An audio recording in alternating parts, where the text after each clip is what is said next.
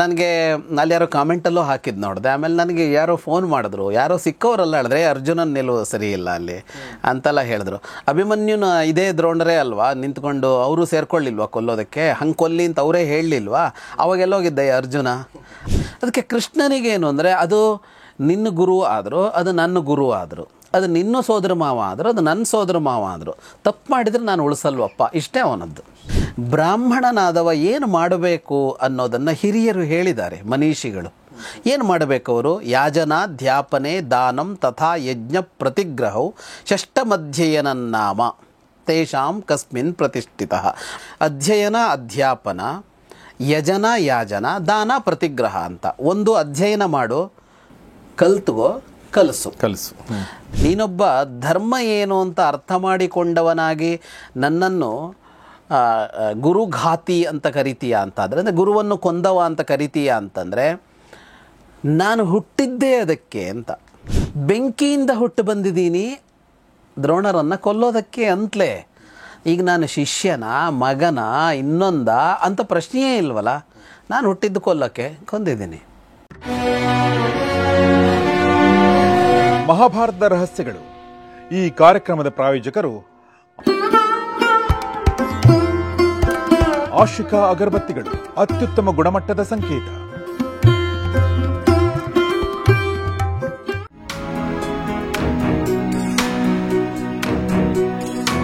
ಸ್ನೇಹಿತರೆ ನಮಸ್ಕಾರ. ಗೌರಿ ಶಕ್ಕಿ ಸ್ಟುಡಿಯೋದ ವಿಶೇಷ ಕಾರ್ಯಕ್ರಮ ಮಹಾಭಾರತ ರಹಸ್ಯಗಳು, ದ ಸೀಕ್ರೆಟ್ಸ್ ಆಫ್ ಮಹಾಭಾರತ. ನಿಮಗೆಲ್ಲ ಆತ್ಮೀಯ ಸ್ವಾಗತ. ನಾನು ಗೌರಿ ಶಕ್ಕಿ.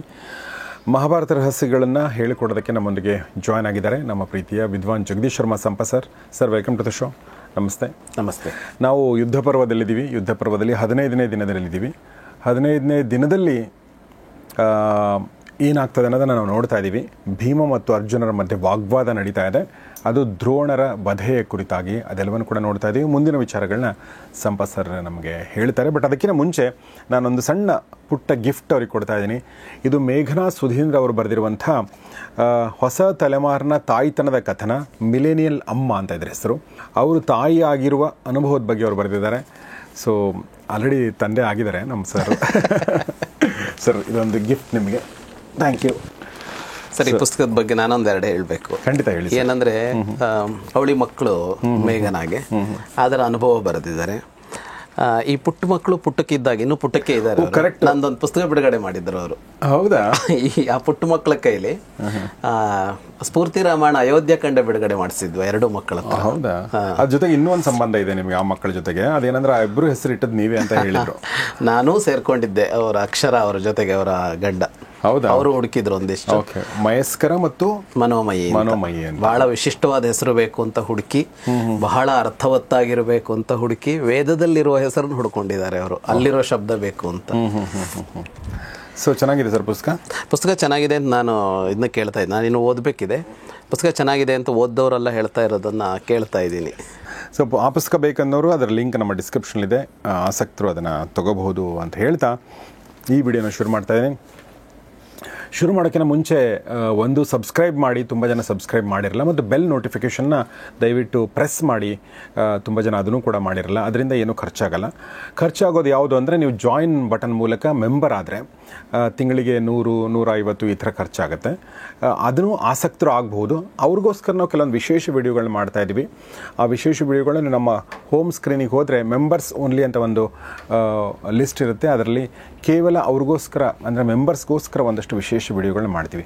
ಆಸಕ್ತರು ಅದನ್ನು ಪರಿಶೀಲಿಸಬಹುದು ಅಂತ ಹೇಳ್ತಾ ಇವತ್ತಿನ ವಿಡಿಯೋ ಶುರು ಮಾಡ್ತಾ ಇದ್ದೀನಿ. ಸೊ ಭೀಮ ಮತ್ತು ಅರ್ಜುನರ ಮಧ್ಯದ ವಾಗ್ವಾದವನ್ನು ನಾವು ನೋಡ್ತಾ ಇದ್ವಿ. ಈ ಥರ ಪಾಂಡವರ ಮಧ್ಯದಲ್ಲೇ, ಅಂದರೆ ಪಾಂಡವರು ಅಂದರೆ ನಾವು ಯೂಶ್ವಲಿ ಹೇಗೆ ಅನ್ಕೋತೀವಿ ಅಂದರೆ, ನಮ್ಮ ಹಳ್ಳಿಗಳಲ್ಲಿ ಅಂತಾರೆ, ಅಂದರೆ ನಾವು ಯೂನಿವರ್ಸಿಟಿಲಿದ್ವಿ, 5 ಜನ ಫ್ರೆಂಡ್ಸ್ ಇದ್ವಿ, ನಮ್ಮ ಪಾಂಡವರು ಅಂತ ಕರಿತಿದ್ರು. ಕೆಲವೊಬ್ಬರು ಗೊತ್ತಿದ್ದವರು ಓ ಪಾಂಡವರು ಅಂಥೇಳಿ. ಆಮೇಲೆ 5 ಜನ ಅಣ್ಣ ತಮ್ಮಂದಿರು ತುಂಬ ಚೆನ್ನಾಗಿದ್ರು, ನೋಡು ಪಾಂಡವ್ರ ಥರ ಇದ್ದಾರೆ ಅನ್ನೋ ಥರದ್ದು ನಾವು ಕೇಳ್ತೀವಿ.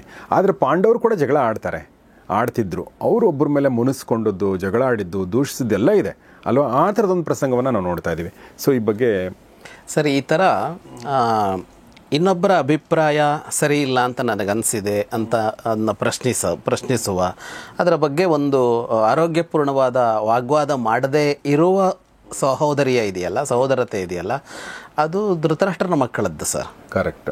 ಅಲ್ಲಿ ನೋಡಿ, ಅಲ್ಲಿ ಯಾರೂ ಪ್ರಶ್ನಿಸೋದೇ ಇಲ್ಲ ಅಂತ. ದುರ್ಯೋಧನ ಏನು ಹೇಳ್ತಾನೆ ಅದೇ ಫೈನಲ್. ಒಂದು ಸಲ ವಿಕರ್ಣ ಪ್ರಶ್ನಿಸಿದಾನೆ ದ್ರೌಪದಿಯ ವಸ್ತ್ರಾಪರಣದ ಹೊತ್ತಿನಲ್ಲಿ, ಮತ್ತು ಉಳಿದವ್ರು ಯಾರು ಏನನ್ನು ಪ್ರಶ್ನಿಸೋದಿಲ್ಲ, ಇದು ಸರಿಯಲ್ಲ ಅಂತ. ಅದರ ಅರ್ಥ ಉಳಿದ ಅಷ್ಟೂ ಜನ, ಈಗ ದುರ್ಯೋಧನ ದುಶ್ಯಾಸನ ಇಬ್ಬರನ್ನು ಬಿಟ್ಟು ಮತ್ತು 92 ಜನ, ದುಶ್ಶಲೆಯೂ ಸೇರಿದ್ರೆ 99 ಜನವೂ ಅದನ್ನೆಲ್ಲ ಒಪ್ಕೋತಾ ಇದ್ರು ಅಂದರೆ ಖಂಡಿತ ಹಂಗಿರೋದಕ್ಕೆ ಸಾಧ್ಯ ಇಲ್ಲ. ಅಲ್ಲೂ ಎಷ್ಟೋ ಜನಕ್ಕೆ ಇದು ಅಣ್ಣ ಮಾಡಿ ಸರಿಯಲ್ಲ ಅನ್ನೋ ಥರ ಇದ್ದಿರಬಹುದು. ಎರಡು ಕಾಣಿಸುತ್ತೆ. ಒಂದು, ಹೇಳುವ ಪ್ರವೃತ್ತಿ ಅವರಿಗೆ ಇಲ್ಲದೆ ಇದ್ದಿರಬಹುದು ಅನ್ನೋದು ಒಂದು. ಇನ್ನೊಂದು, ಎರಡನೇದು, ಹೇಳೋಕೆ ಸಾಧ್ಯನೇ ಆಗ್ತಾ ಇರಲಿಲ್ವಾ ಅಂತ ಒಂದು. ದುರ್ಯೋಧನನ ದುಶ್ಯಾಸನ ಅವರಿಬ್ಬರ ಹಿಡಿತ ಇತ್ತಲ್ಲ, ಅಂದರೆ ಮುಕ್ತವಾಗಿ ತನ್ನ ಅಭಿಪ್ರಾಯವನ್ನು ಹೇಳುವ ಅವಕಾಶವೇ ಇದ್ದಿರದೆ ಹೋಗಿರಬಹುದು ಅಲ್ಲಿ. ಆದರೆ ಇಲ್ಲಿ ಹಾಗಿಲ್ಲ ಅಂತ. ಇಲ್ಲಿ ಹೇಳ್ಬೋದು, ಬಹಳ ಮುಕ್ತವಾಗಿ ಹೇಳ್ಬೋದು, ಅವ್ರ ನಡುವೆ ನಡೆದೇ ನಡೆಯುತ್ತೆ. ಎಕ್ಸಾಕ್ಟ್ಲಿ. ಭಾಳ ಗಟ್ಟಿಯಾಗಿ ಸಿಗೋದು ಅಂತ ಅಂದರೆ, ದ್ರೌಪದಿಯ ವಸ್ತ್ರಾಪರಣದ ಪ್ರಯತ್ನದಲ್ಲಿ ಭೀಮ ಅಂತೂ ನಾವು ಹಿಂದೆ ನೋಡಿದ್ದೀವಿ, ಕೈ ಸುಟ್ಟು ಬಿಡ್ತೀನಿ ಸಹದೇವ ಅಗ್ನಿ ತಗೊಂಬ ಅಂತ ಹೇಳ್ತಾನೆ. ಯುಧಿಷ್ಠರನ ಕೈ ಸುಟ್ಟು, ಸಹದೇವಾಗ್ನಿಮಾನಯ ಅಂತ ಹೇಳ್ತಾನೆ. ಯುಧಿಷ್ಠಿರನ ಯಾವ ಕೈಯಿಂದ ದ್ರೌಪದಿಯನ್ನು ಪಣಕ್ಕಿಟ್ಟು ನಾ ಕೈ ಸುಡ್ತೀನಿ ನಾನು ಅಂತ ಹೇಳುವಷ್ಟು. ಆದರೆ ಒಡೆದೋಗಿಲ್ಲ. ಅದಾದಮೇಲೆ ಒಟ್ಟಿಗೆ ಹೋದರು. ಹೋಗ್ತಾ ಹೋಗ್ತಾ ಮೊದಲು ಕಿರ್ಮೀರ ರಾಕ್ಷಸ ಬಂದರೆ ಭೀಮನೇ ಕೊಂದು ರಕ್ಷಿಸಿದ್ದು ಎಲ್ಲರನ್ನ. ಆ ತರಹದ್ದೊಂದು ಕಾಣಿಸುತ್ತೆ. ಆನಂತರವೂ ಕೂಡ ಅಲ್ಲಿ ಹೋದ್ಮೇಲೆ ಭೀಮ ದ್ರೌಪದಿ ಇಬ್ಬರು ಯುಧಿಷ್ಠಿರನಿಗೆ ನೀನು ಮಾಡಿ ಸರಿಯಲ್ಲ ಅಂತ ಒಂದು ದೊಡ್ಡ ವಾದವೇ ನಡೆಯುತ್ತೆ. ಅಲ್ಲಿ ಸುದೀರ್ಘವಾದ ಚರ್ಚೆ ಇದೆ ಅಲ್ಲಿ. ಅಂದರೆ ನಿನ್ನ ನಿಲುವು ಸರಿಯಲ್ಲ ಅಂತ ಹೇಳ್ತಾರೆ, ನಿಲುವೇ ಸರಿಯಲ್ಲ ಅಂತ ಹೇಳ್ತಾರೆ. ನಮ್ಮಲ್ಲಿ ಹೇಗಿದೆ ಅಂದರೆ, ನಾವುಗಳೇನೆ ಯಾರಾದರೂ ನಮಗಿಂತ ಕಿರಿಯರು ಅಂತ ಆಗಿರೋರು, ಅದು ತಮ್ಮನೋ ತಂಗಿನೋ ಇನ್ನೊಬ್ಬರೋ, ಅಥವಾ ನಾವೆಲ್ಲೋ ಕೆಲಸ ಮಾಡ್ತೀವಲ್ಲ, ಅಲ್ಲಿ ನಮಗಿಂತ ಕೆಳಗಿನ ಅಧಿಕಾರದಲ್ಲಿರೋರು ನಿಮ್ಮ ನಿಲುವು ಸರಿ ಇಲ್ಲ ಅಂದರೆ ನಮ್ಮ ಅಹಂಕಾರಕ್ಕೆ ಭಾಳ ದೊಡ್ಡ ಪೆಟ್ಟು ಬೀಳುತ್ತೆ. ಈಗೋಗ ತೆಗೆಸ್ಕೊಂಡು ವಿಲಿ ಒದ್ದಾಡ್ತೀವಿ. ಆದರೆ ಅಲ್ಲಿ ಅವನು ಸಮಾಧಾನವಾಗಿ ಹೇಳ್ತಾನೆ, ತುಂಬ ಚರ್ಚೆ ಆಗತ್ತೆ. ಆಮೇಲೆ ಅವ್ರು ಒಪ್ಕೊಂಡ್ರು ಅಂತಲೂ ಏನೋ ಅಲ್ಲ, ಅವ್ರು ಸುಮ್ಮನಾಗ್ತಾರೆ ಅಷ್ಟೇ. ಅದೇನು ಒಪ್ಕೊಂಡಿರಲ್ಲ, ಆಯ್ತು ಇನ್ನೆಷ್ಟು ಹೇಳೋದು ಇವನಿಗೆ ಅನ್ನೋ ಥರದಲ್ಲಿ ಸುಮ್ಮನಾಗಿದ್ರೋ ಏನೋ. ಕರೆಕ್ಟ್. ಆ ತರಹದಲ್ಲಿ ಕಾಣಿಸುತ್ತೆ. ಆಮೇಲೆ ಅಜ್ಞಾತವಾಸ ಅಂತ ಬಂದಾಗ ಭೀಮ ಮೀರಿ ವರ್ತಿಸ್ತಾನೆ. ಈಗ ದ್ರೌಪದಿಯನ್ನು ಕೀಚಕ ಹಾಗೆ ಕಾಡ್ತಾ ಇದ್ದಾಗ ಯುಧಿಷ್ಠಿರನ ಆಶಯ ಏನು, ಯಾವ ಕಾರಣಕ್ಕೂ ನಾವು ನಮ್ಮ ಗುಟ್ಟು ಬಿಟ್ಟು ಕೊಡಬಾರ್ದು. ಕೀಚಕನ ಮುಟ್ಟೋಕೆ ಹೋದರೆ ಗುಟ್ಟು ಹೊರಗೆ ಬಂದು ಬಿಡತ್ತೆ. ಯಾರು ಕೀಚಕನ ಕೊಂದವರು ಅಂತ ಹುಡುಕುತ್ತಾರೆ, ಅಂಥ ಬಲಶಾಲಿಗಳು ಯಾರು ಅಂತ. ಅದನ್ನೆಲ್ಲ ಅವನು ಲೆಕ್ಕಕ್ಕೆ ತಗೊಳ್ಳದೆ ಭೀಮ ಮುಂದುವರಿತಾನೆ. ಬರೀ ಮಾತುಕತೆಯಲ್ಲಿ ಮಾತ್ರ ಅಲ್ಲ, ಅಂದರೆ ಕ್ರಿಯೆಯಲ್ಲಿ ಕೂಡ ಭೀಮ ಅದನ್ನು ಮುರಿದು ಮುಂದೋಗುತ್ತಾನೆ. ಅದ್ರ ಬಗ್ಗೆ ಅವರಲ್ಲಿ ಜಗಳ ಆಗಲ್ಲ. ನೀನು ಯಾಕೆ ಹಂಗೆ ಮಾಡಿದೆ ಭೀಮ ಅಂತಲೂ ಕೇಳಲ್ಲ. ಅದನ್ನು ಆಮೇಲೆ ಒಪ್ಕೊಂಡು ಹೋಗಿಬಿಡ್ತಾರೆ. ಅದನ್ನು ಈ ತರಹದ್ದಿದೆಯಲ್ಲ, ಇದಿದ್ದರೆ ಪ್ರಾಯಶಃ ಬಾಂಧವ್ಯ ಉಳಿಬಹುದು ಅಂತ ಅನ್ಸುತ್ತೆ. ಇಲ್ಲ ಸುಮ್ಮನೆ ತಲೆ ಬಗ್ಸ್ಕೊಂಡು ಹೋಗೋದು ಅಂದರೆ ಅಲ್ಲಿ ಪ್ರೀತಿ ಇರೋದಕ್ಕೆ ಸಾಧ್ಯ ಇಲ್ಲ ಅನ್ನೋದು ಒಂದು. ಎರಡನೇದು, ಯಾವತ್ತೋ ಒಂದು ದಿವಸ ಅದು ಸ್ಫೋಟ ಆಗ್ಬೋದು. ಆ ಸ್ಫೋಟ ಆಗಿ ಪೂರ್ಣ ಒಡೆದೇ ಹೋಗ್ಬೋದು. ಇಲ್ಲಿ ಹಂಗಿರಲ್ಲ ಅನ್ನೋದು ಗೊತ್ತಾಗುತ್ತೆ. ಗೌರವ, ಈಗ ಕಿರಿಯರಿಗೆ ಹಿರಿಯರ ಮೇಲೆ ಗೌರವ ಇದೆ, ಹಿರಿಯರಿಗೆ ಕಿರಿಯ ಮೇಲೆ ಪ್ರೀತಿ ಇದೆ. ಹಾಗಂತ ಒಲವು ನಿಲುವುಗಳ ವಿಷಯದಲ್ಲಿ ಪ್ರಶ್ನಿಸೋದಕ್ಕೆ, ಚರ್ಚೆ ಮಾಡೋದಕ್ಕೆ ಮುಕ್ತತೆ ಇದೆ. ಹಾಗಂತ ಕೊನೆಗೊಂದು ನಿರ್ಣಯ ಅಂತ ಅಂದರೆ ಅದು ಹಿರಿಯವರು ಕೊಟ್ಟ ನಿರ್ಣಯಕ್ಕೆ ಹೋಗ್ತೀನಿ ಅಂತ ನಾನು ಹೇಳೋದಷ್ಟು ಹೇಳ್ತೀನಿ. ನನ್ನ ಅಭಿಪ್ರಾಯ ಹೀಗಿದೆ, ನಾನು ಅರ್ಥ ಮಾಡಿಸೋದಕ್ಕೆ ಪ್ರಯತ್ನ ಪಡ್ತೀನಿ, ಸರಿಯಲ್ಲ ಅಂತ ಒಪ್ಪಿಕೊಂಡ್ರೆ ಆಯಿತು. ಒಪ್ಪಿಕೊಳ್ಳೋದೇ ಇಲ್ಲ ಅಂದರೆ ಮುರಿದುಕೊಂಡು ಹೋಗೋ ಪ್ರಶ್ನೆ ಇಲ್ಲ, ಮುನಿಸ್ಕೊಂಡು ಕುತ್ಕೊಳ್ಳೋ ಪ್ರಶ್ನೆಯೂ ಇಲ್ಲ. ಮತ್ತು ಜೊತೆ ಸೇರ್ಕೊಂಡು ಹೋಗೋದಾಯ್ತು, ನಿಂದೆ ಜೈ ಅಂತ ಅದು ಕಾಣಿಸುತ್ತೆ. ಅದಿಲ್ಲ ಅರ್ಜುನನ ವ್ಯಕ್ತಿತ್ವದಲ್ಲೂ ಅದು ಕಾಣಿಸ್ತು. ಈಗ ದ್ರೋಣರನ್ನು ಸಂಹರಿಸುವಂಥ ಆ ಥರ ಸಂಹರಿಸಬೇಕು ಅಂತ ಹೇಳಿದ ಕೃಷ್ಣನ ಜೊತೆಗೆ ಇವನಿದ್ದಾನೆ, ಇವನಿಗೆ ಗೊತ್ತಿದೆ. ಕೃಷ್ಣನ ನಿಲುವೇ ಇವನಿಗೆ ಸಮ್ಮತ ಅಲ್ಲ, ಆದರೆ ಜಗಳ ಮಾಡ್ಕೊಂಡಿಲ್ಲ ಇವನು. ಈಗ ಇವನು ಯುಧಿಷ್ಠಿರನಿಗೆ ಹೇಳಿದರೂ ಕೂಡ ಇಲ್ಲಿ ಕೃಷ್ಣನಿಗೂ ತಾಗಿಸಿದಾನೆ ಅರ್ಜುನ. ಆದರೆ ಆ ವಿಷಯಕ್ಕೆ ಅವ್ರ ಜೊತೆಗೆ ಜಗಳ ಆಗಲ್ಲ, ಮುನಿಸಾಗಲ್ಲ, ಪ್ರೀತಿ ಕಡಿಮೆ ಆಗಲ್ಲ, ಮತ್ತು ಒಟ್ಟಿಗೆ ಹೋಗ್ತಾರೆ. ಮುಂದಿನ ಕೆಲಸ ಏನು ಬೇಕೋ ಅದನ್ನು ಮಾಡ್ತಾರೆ. ಇದು ಮನುಷ್ಯರ ನಡುವೆ ಅಂದರೆ ಒಂದು ಕಡೆ ಕೆಲಸ ಮಾಡುವವರು, ಒಂದು ಕುಟುಂಬದವರು, ಗೆಳೆಯರು, ಈ ಥರದ ನಡುವೆ ಇದಿರಬೇಕು ಅಂತ ಅನ್ಸತ್ತೆ. ಇಷ್ಟು ಮುಕ್ತತೆ. ಮತ್ತು ಕೊನೆಗೆ ಯಾರೋ ಒಬ್ಬ ಹೇಳಿದ್ದನ್ನು ಒಪ್ಕೊಂಡು ಹೋಗ್ಬೇಕು. ಯಾರೂ ಒಬ್ಬ ಹೇಳಿದ್ದನ್ನು ಒಪ್ಪಲ್ಲ ಅಂದರೆ ಒಡೆಯತ್ತೆ. ಅವಾಗ ಕೊನೆಗೆ ಸರಿ ತಪ್ಪುಗಳು ಬೇರೆ, ಇವನು ಹೇಳ್ದಂಗೆ ಪಾಲಿಸಿಬಿಡ್ತೀವಿ ಅನ್ನೋ ತರಹದ ಒಂದು ನಿರ್ಣಯ ಅಂತ. ಅದಕ್ಕೆ ಅವ್ರು ತಗೊಂಡಿದ್ದೇನೆಂದರೆ ಹಿರಿಯ ಅಂದರೆ ಮೊದಲು ಹುಟ್ಟಿದವ ಅಂತ. ಅಲ್ಲಿ ಹಿರಿಯ ಅನ್ನೋದಕ್ಕೆ ಏನರ್ಥ? ಹಿರಿತನ ಅನ್ನೋದಕ್ಕೆ ಎಷ್ಟೋ ಥರದಲ್ಲಿ ಇದೆಯಲ್ಲ. ಒಬ್ಬ ವಿದ್ಯೆಯಲ್ಲಿ ಹಿರಿಯ ಇರ್ಬೋದು, ಒಬ್ಬ ಶೌರ್ಯದಲ್ಲಿ ಹಿರಿಯ ಇರ್ಬೋದು, ಒಬ್ಬ ಸಾಧನೆಯಲ್ಲಿ ಹಿರಿಯ ಇರ್ಬೋದು, ಒಬ್ಬ ಯಶಸ್ಸಿನಲ್ಲಿ ಹಿರಿಯ ಇರ್ಬೋದು. ಅವರಲ್ಲಿ ಗುರುತಿಸ್ಕೊಂಡಿದ್ದು ವಯಸ್ಸಿನಲ್ಲಿ ಹಿರಿಯ ಯಾರೋ ಅವನ ಮಾತು ಕೇಳ್ತೀವಿ ನಮ್ಮಲ್ಲಿ. ಅದು ಯುಧಿಷ್ಠಿರ. ಸರಿ, ಕೊನೆಗೆ ನೀನು ಹೇಳ್ದಂಗೆನೆ ಅಂತ. ಅದರಲ್ಲೂ ಮುನಿಸಿಕೊಂಡಲ್ಲ, ಅದು ಬುಗಿತಲ್ಲಿಗೆ ಬಿಟ್ಟರು ಮತ್ತು ಮುಂದೆ ಹೋದರು ಅಂತ. ಬಹಳ ಚೆನ್ನಾಗಿರೋ ಇದು ಕಾಣಿಸುತ್ತೆ ಇಲ್ಲಿ. ಸೊ ಇದು ಭಾಳ ಇಂಪಾರ್ಟೆಂಟ್ ಕ್ವಾಲಿಟಿ. ಅಂದರೆ ಒಂದು ಫ್ಯಾಮಿಲಿ ಇರ್ಬೋದು, ಒಂದು ಆಫೀಸ್ ಇರ್ಬೋದು, ಮುಕ್ತತೆ ಅಂದರೆ ಮುಕ್ತವಾಗಿ ನನಗೆ ಸರಿ ಅನ್ನಿಸದೇ ಇರೋದನ್ನು ಹೇಳುವಂಥ ಒಂದು ಮುಕ್ತತೆ ಇದೆಯಲ್ಲ, ಅದು ಲಾಂಗ್ ಟರ್ಮಲ್ಲಿ ಅದು ತುಂಬ ದೊಡ್ಡ ಅದು ಬೆನಿಫಿಟ್ ಆಗುತ್ತೆ. ಇಲ್ಲಾಂದ್ರೆ ನೀವು ಹೇಳ್ದಂಗೆ ಒಂದು ಆಸ್ಪೋರ್ಟ್ ಆಗುತ್ತಿಲ್ಲ ಅಂದರೆ ಬಿಟ್ಟು ಹೋಗ್ತಾರೆ, ಮಾತಾಡಲ್ಲ, ಸುಮ್ಮನೆ ಬಿಟ್ಟು ಹೋಗ್ಬಿಡ್ತಾರೆ. ಸೊ ಆ ಥರದ್ದು ಕೂಡ ನಾವು ಸಾಕಷ್ಟು ನೋಡಿದ್ದೀವಿ. ಸೊ ಇಲ್ಲಿ ಭೀಮನ ಈ ಒಂದು ಆಸ್ಫೋಟದ ನಂತರ ಇನ್ನೊಂದು ಆಸ್ಫೋಟ ನಡೆಯುತ್ತೆ. ಇಲ್ಲಿ ಏನಂದರೆ, ಇಲ್ಲಿ ಯಾರ ಕುರಿತು ಹೇಳ್ತಾ ಹೋದ್ರೂ ನೇರವಾಗಿ ಇದನ್ನು ಯಾರು ತಾಗಿಸ್ಕೋಬೇಕಾಗಿದೆ ಅರ್ಜುನನ ಮಾತನ್ನು ಅಂದರೆ ದೃಷ್ಟದ್ಯುಮ್ನ ಅಲ್ವಾ ಅಂತ. ಕೊಂದಿದ್ದು ತಪ್ಪು ಅಂತ ಹೇಳ್ತಾ ಇದ್ದಾನೆ ಅವನು. ಸುಳ್ಳು ಹೇಳಿದ್ದು ಅನ್ನೋದು ಒಂದು, ಆದರೆ ಮುಖ್ಯವಾಗಿ ಇರೋದು ಎಲ್ಲಿ ಅವನ ಆಕ್ರೋಶ ದೃಷ್ಟದ್ಯುಮ್ನನ ಮೇಲೆ. ಆದರೆ ದೃಷ್ಟದ್ಯುಮ್ನನ ಮೇಲೆ ಅವನು ನೇರ ಅದನ್ನು ಹೇಳೋಕೆ ಹೊರಟಿಲ್ಲ ಅರ್ಜುನ. ಯಾಕೆ ಅಂದರೆ ಅದು ಹಂಗೆ ಹೇಳೋಕ್ಕಾಗಲ್ಲ. ಈಗ ಅಣ್ಣ ನೀನು ಮಾಡಿದ ತಪ್ಪು ಅಂತ ಹೇಳಿದಷ್ಟು ಸುಲಭವಾಗಿ ಹೆಂಡತಿ ಅಣ್ಣಂಗೆ ಹೇಳೋದು ಕಷ್ಟ. ಹೆಂಡತಿ ಅಣ್ಣ ಕರೆಕ್ಟ್. ಒಂದು ಎರಡನೆಯದ್ದು, ಸಹಾಯ ಮಾಡೋದಕ್ಕೆ ಅಂತ ಜೀವವನ್ನು ಪಣಕ್ಕಿಟ್ಟು ಬಂದು ನಿಂತಿದ್ದಾರೆ ಅವ್ರು ಪಾಂಚಾಲರು. ಪ್ರಾಣ ಕಳ್ಕೋತಾ ಇದ್ದಾರೆ. ದೃಷ್ಟದ್ಯುಮ್ನನ ಎಷ್ಟೋ ಮಕ್ಕಳನ್ನು ದ್ರೋಣರು ಕೊಂದಿದ್ದಾರೆ ಕಣ್ಣೆದುರಿಗೆ. ಅಷ್ಟೆಲ್ಲ ತ್ಯಾಗ ಮಾಡಿ ಬಂದು ನಿಂತಿರೋನು ಸೇನಾಧಿಪತಿ ಬೇರೆ ತಮ್ಮ ಕಡೆಯಲ್ಲಿ, ಏಕಾಏಕಿ ಅವನನ್ನು ಆ ಹಂತದಲ್ಲಿ ಖಂಡಿಸೋದಕ್ಕೂ ಬರಲ್ಲ. ಎಕ್ಸಾಕ್ಟ್ಲಿ. ಆಮೇಲೆ ಅವನೊಂಥರ ಆಯುಧ ಇದ್ದಂಗೆ ಆಕ್ಚುಲಿ. ಹಾಗಾಗಿ ಯುಧಿಷ್ಠಿರನ್ನು ಬೈಯೋಕ್ಕೆ ಸಾಧ್ಯ ಆಯಿತು, ಬೈದ ಅವನು. ಆದರೆ ತಾಗಿಸ್ಕೊಳ್ಬೇಕಾದ್ರೆ ತಾಗಿಸ್ಕೋತಾರಲ್ಲ, ಈಗ ಅವನು ಮಾತಾಡ್ತಾನೆ ದೃಷ್ಟದ್ಯುಮ್ನ. ನೀವೇನೋ ಹೇಳಕ್ ಹೊರಟ್ರಿ. ಅದೇ ಅಂದ್ರೆ ಅಷ್ಟೇ. ಇದು ಪ್ಲಾನ್ ಇರೋದು ಅಂದ್ರೆ ಇಲ್ಲಿ ಡಿಸೈಡ್ ಮಾಡಿರೋದು ಕೃಷ್ಣ ಮತ್ತು ಯುಧಿಷ್ಠಿರ. ಬಟ್ ಎಕ್ಸಿಕ್ಯೂಷನ್ ಮಾಡಿದ್ದು ದೃಷ್ಟದ್ಯುಮ್ನ. ಮತ್ತು ಅವರಿಬ್ರು ಪ್ಲಾನಲ್ಲಿ ದೃಷ್ಟದ್ಯುಮ್ನ ಎಕ್ಸಿಕ್ಯೂಟ್ ಮಾಡಬೇಕು ಅಂತಲೇ ಇತ್ತು ಅವರಿಗೆ. ನೀನು ಸುಳ್ಳು ಹೇಳೋ ಮುಂದಿನ ದೃಷ್ಟದ್ಯುಮ್ನ ನೋಡ್ಕೋತಾನೆ ಅಂತಲೇ ಅರ್ಥ. ಅಂದರೆ ದೃಷ್ಟದ್ಯುಮ್ನಿಗೆ ಸಂಹಾರ ಮಾಡೋದಕ್ಕೆ ಬೇಕಾದ ವ್ಯವಸ್ಥೆ ಅವರು ಮಾಡ್ಕೊಡ್ತಾ ಇದ್ದಾರೆ. ಆ ವ್ಯವಸ್ಥೆಯೇ ಏನು ಅಂತ ಕೇಳಿದರೆ, ಶಸ್ತ್ರ ಸನ್ಯಾಸ ಮಾಡಿಸ್ತೀವಿ ಅಂತಲೇ. ಶಸ್ತ್ರ ಸನ್ಯಾಸ ಮಾಡಿದ್ಮೇಲೆ ನೀನು ಕೆಲಸ ಮಾಡ್ಕೋ ಅಂತಲೇ. ಹಾಗಾಗಿ ಶಸ್ತ್ರ ಸನ್ಯಾಸ ಮಾಡಿದಾಗಲೇ ಸಮ್ಮರಿಸಬೇಕು ಅನ್ನೋದನ್ನು ನೇರವಾಗಿ ಹೇಳದೆ ಕೃಷ್ಣ ಯುಧಿಷ್ಠಿರ ಹೇಳಿದ್ದಾರೆ ಅಂತಲೇ ಅರ್ಥ. ಎಕ್ಸಾಕ್ಟ್ಲಿ. ಆಮೇಲೆ ಅವನು ಹುಟ್ಟಿರೋದೇ ಅದಕ್ಕಲ್ವ, ಅದಕ್ಕೆ ಅವನ ಕೆಲಸ ಅಷ್ಟು ಅವನು ಮುಗಿಸ್ಕೊಂಡಿದ್ದಾನೆ. ಇಷ್ಟಾದರೂ ಈ ಚರ್ಚೆಗಳು ಬರುತ್ತೆ. ಮೊನ್ನೆ ಚೆನ್ನಾಗಿದೆ, ಅರ್ಜುನನ ಮಾತು ಅಷ್ಟು ಇದಾಗಿ ಇತ್ತಲ್ಲ. ನನಗೆ ಅಲ್ಲಿ ಯಾರೋ ಕಾಮೆಂಟಲ್ಲೂ ಹಾಕಿದ್ದು ನೋಡಿದೆ. ಆಮೇಲೆ ನನಗೆ ಯಾರೋ ಫೋನ್ ಮಾಡಿದ್ರು, ಯಾರೋ ಸಿಕ್ಕವರಲ್ಲ ಹೇಳಿದ್ರೆ ಅರ್ಜುನನ ನಿಲುವು ಸರಿ ಇಲ್ಲ ಅಲ್ಲಿ ಅಂತೆಲ್ಲ ಹೇಳಿದ್ರು. ಅಭಿಮನ್ಯುನ ಇದೇ ದ್ರೋಣರೇ ಅಲ್ವಾ ನಿಂತ್ಕೊಂಡು ಅವರು ಸೇರ್ಕೊಳ್ಳಿಲ್ವಾ ಕೊಲ್ಲೋದಕ್ಕೆ, ಹಂಗೆ ಕೊಲ್ಲಿ ಅಂತ ಅವರೇ ಹೇಳಲಿಲ್ವಾ, ಅವಾಗೆಲ್ಲೋಗಿದ್ದೆ ಅರ್ಜುನ ಅಂತ.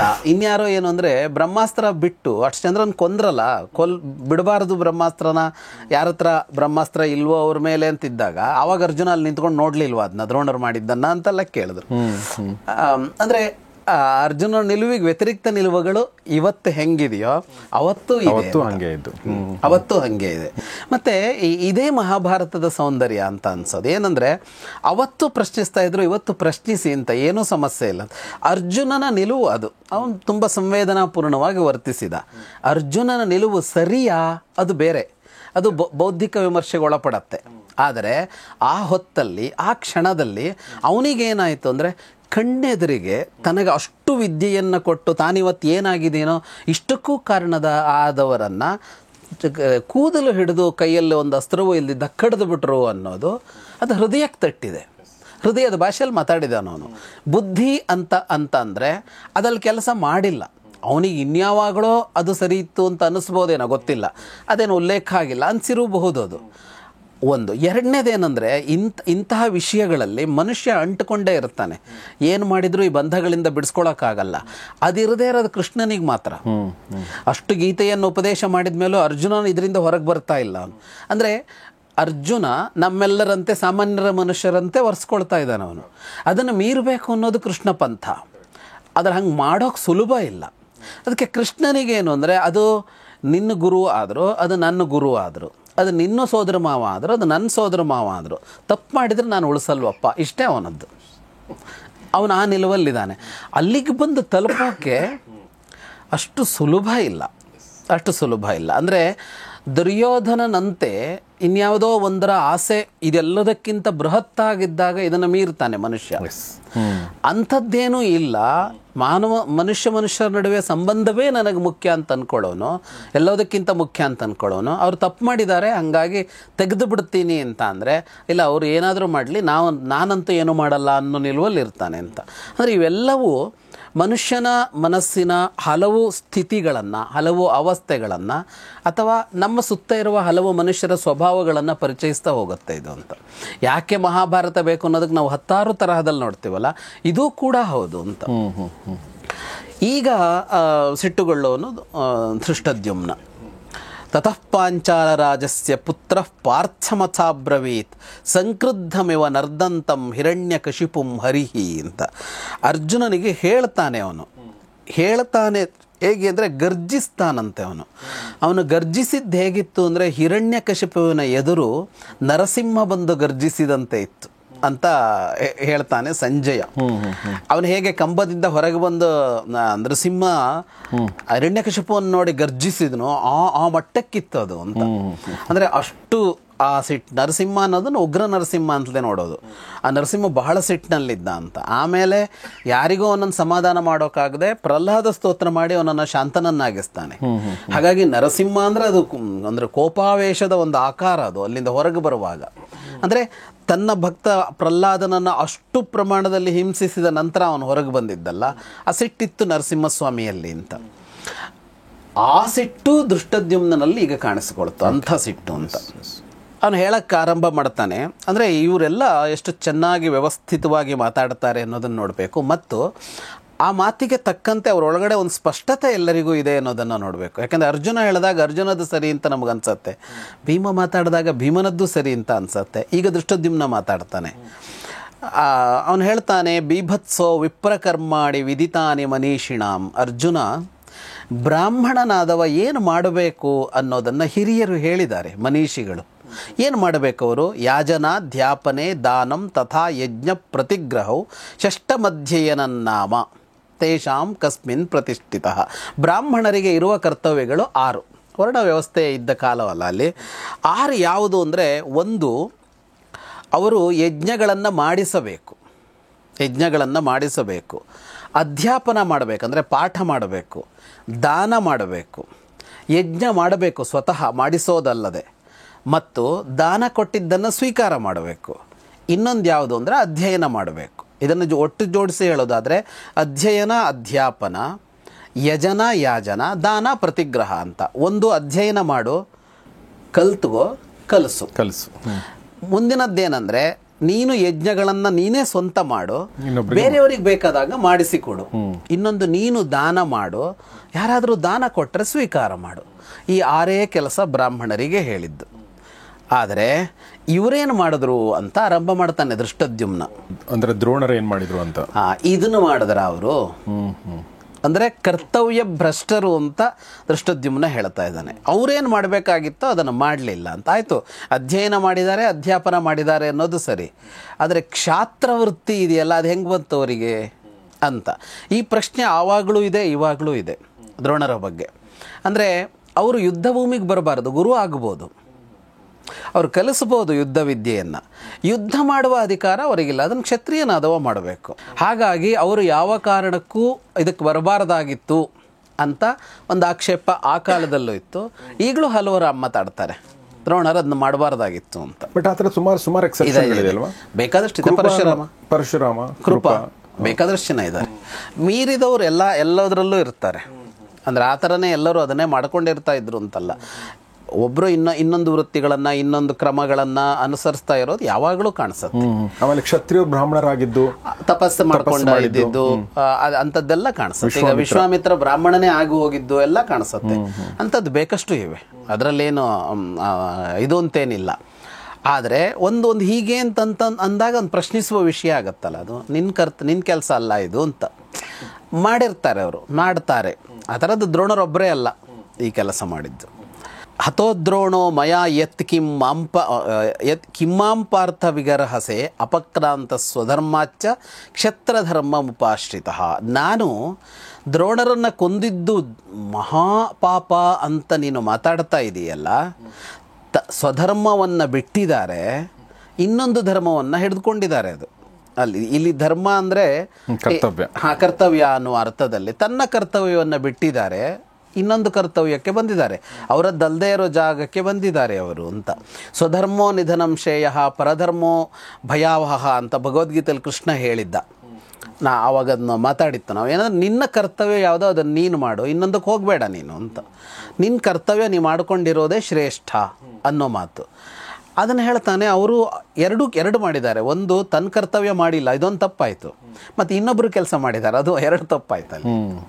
ಅದರ ಜೊತೆಗೆ ಇನ್ನೊಂದು ಏನು ಮಾಡಿದ್ದಾರೆ ಅಂದರೆ ಅಮಾನುಷೇಣ ಹಂತ್ಯಸ್ಮಾನ್ ಅಸ್ತ್ರೇಣ ಕ್ಷುದ್ರ ಕರ್ಮಕೃತ ಅಂತ. ಅಂದರೆ ದಿವ್ಯಾಸ್ತ್ರ ಒಂದನ್ನು ಬಳಸಿ ನಮ್ಮನ್ನೆಲ್ಲ ಕೊಲ್ತಾ ಇದ್ದಾರೆ ಅವರು. ಅದು ಕ್ಷುದ್ರ ಕರ್ಮ ಅಂತ ಕರೀತಾನೆ ಅವನು. ಹೀಗೆ ಮಾಡಲೇಬಾರದು ಅಂತ, ಯಾವ ವೀರನೂ ಮಾಡಬಾರದು ಅಂತ.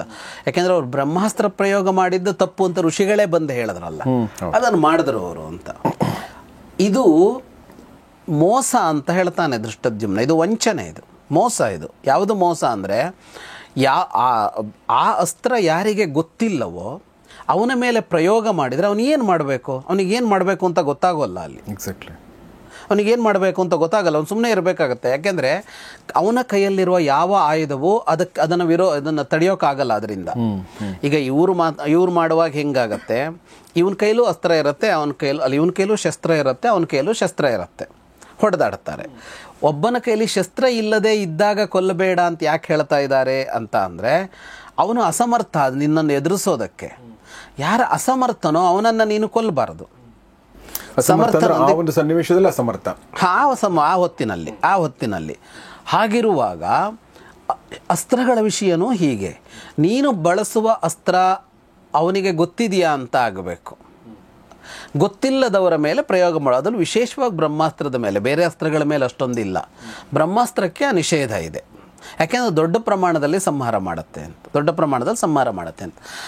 ಅಂದರೆ ಯಾರನ್ನು ಬೇಕಿದ್ರೂ ಸಂಹರಿಸತ್ತೆ ಅನ್ನೋದಿದೆಯಲ್ಲ ಅದು ಅಂತ. ಅದರ ಅರ್ಥ ಏನು ಅಂತ ಅಂದರೆ, ಇವತ್ತು ನೋಡಿ ಯುದ್ಧದಲ್ಲಿ ಏನು ಅಂದರೆ ಸೈನ್ಯದ ಮೇಲೆ ಯಾರಾದರೂ ಆಕ್ರಮಣ ಮಾಡಿ ಯಾರನ್ನ ಕೊಂದರೆ ಅದಕ್ಕೆ ಮರಣದಂಡನೆ ಶಿಕ್ಷೆ ಅಂತಿಲ್ಲ, ಸೈನಿಕನೊಬ್ಬ ಸೈನಿಕನ ಕೊಂಡ್ರೆ.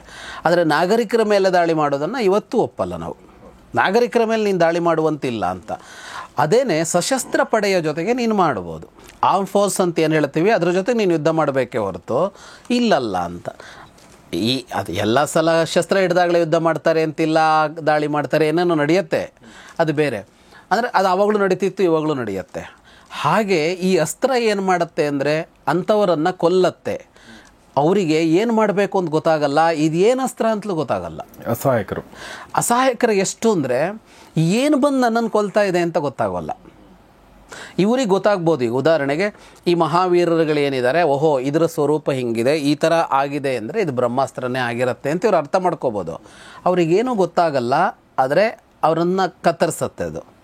ಅದರ ಅರ್ಥ ಏನು, ಅದು ಮೋಸ ಅಂತಾಯಿತು. ಮೋಸದಿಂದ ನಮ್ಮವರನ್ನೆಲ್ಲ ಕೊಲ್ತಾ ಇದ್ದವನನ್ನು ನಾನು ಮೋಸದಿಂದ ಕೊಂದಿದ್ದೀನಿ ಅಷ್ಟೇ. ಇಷ್ಟು ಪೀಠಿಕೆ ಯಾಕೆ ಅಂದರೆ ಅದಕ್ಕೆ ಅವನು ಹೇಳ್ತಾನೆ, ತಥಾ ಮಾಯಾಂ ಪ್ರಯುಂಜಾನಂ ಅಸಹ್ಯಂ ಬ್ರಾಹ್ಮಣ ಬ್ರುವಂ ಮಾಯಯೈವ ನಿಹನ್ಯಾದ್ಯೋ ನಯುಕ್ತಂ ಪಾರ್ಥ ತತ್ರ ಕಿಂ ಅಂತ ಕೇಳ್ತಾನೆ. ಅಂದರೆ ಅದು ವಂಚನೆಯ ಯುದ್ಧ ಅವರು ಮಾಡಿದ್ದು. ಅಂಥ ವಂಚನೆಯ ಯುದ್ಧ ಮಾಡಿದ ಬ್ರಾಹ್ಮಣ ಅಂತ ತನ್ನನ್ನು ಹೇಳಿಕೊಳ್ಳುವ ವ್ಯಕ್ತಿಯನ್ನು ಅಂತ ಬ್ರಾಹ್ಮಣ ಬ್ರುವ ಅಂತ ಕರೀತಾನೆ. ಅಂದರೆ ಹಂಗೆ ಹೇಳ್ಕೊತಾನೆ ಅದಲ್ಲ ಅಂತ, ಆ ಗುಣಗಳಿಲ್ಲ ಅಂತ ಅದಕ್ಕೆ ಬಳಸೋದು ಸಂಸ್ಕೃತದಲ್ಲಿ ಬ್ರಾಹ್ಮಣ ಬ್ರುವ ಅಂತ. ಅದಾಗಿದ್ರೆ ಹಿಂಗೆ ಮಾಡ್ತಿರಲಿಲ್ಲ ಅಂತ. ಅವನನ್ನು ನಾನು ವಂಚನೆಯಿಂದ ಕೊಂದಿದ್ದೇನೆ, ಅವನ ಕೈಲಿ ಆಯುಧ ಇಲ್ದಿದ್ದಾಗ ಕೊಂದಿದ್ದೇನೆ. ನಯುಕ್ತಂ ಪಾರ್ಥ ತತ್ರಕಿಂ. ಇದರಲ್ಲಿ ಸರಿಯಲ್ಲದೆ ಇರೋದು ಏನಿದೆ ಅರ್ಜುನ? ಇದರಲ್ಲಿ ಏನು ತಪ್ಪು?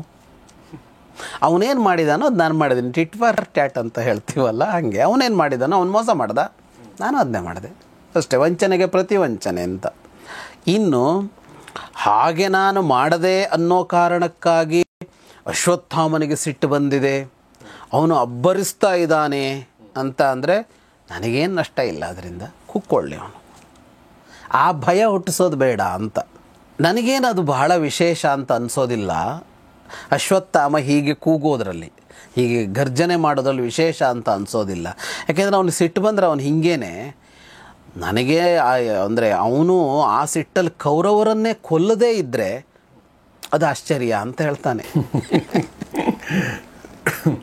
ಯಾಕೆ ಅಂದರೆ ನಮ್ಮನ್ನೇನು ಮಾಡೋಕ್ಕಾಗಲ್ಲ, ಸಿಟ್ಟು ಮಾಡಿ ಏನು ಮಾಡಬೇಕು ಅಂತ ಗೊತ್ತಾಗದೆ ಅವ್ರ ಕಡೆಯವ್ರನ್ನೇ ಕೊಂದುಬಿಟ್ಟಾನೋ ಅವನು ಅಂತ.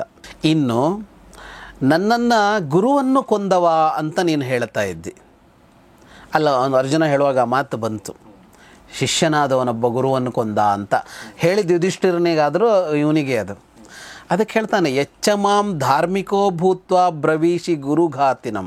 ನೀನೊಬ್ಬ ಧರ್ಮ ಏನು ಅಂತ ಅರ್ಥ ಮಾಡಿಕೊಂಡವನಾಗಿ ನನ್ನನ್ನು ಗುರುಘಾತಿ ಅಂತ ಕರಿತೀಯ ಅಂತಾದರೆ, ಅಂದರೆ ಗುರುವನ್ನು ಕೊಂದವ ಅಂತ ಕರಿತೀಯ ಅಂತಂದರೆ ನಾನು ಹುಟ್ಟಿದ್ದೇ ಅದಕ್ಕೆ ಅಂತ.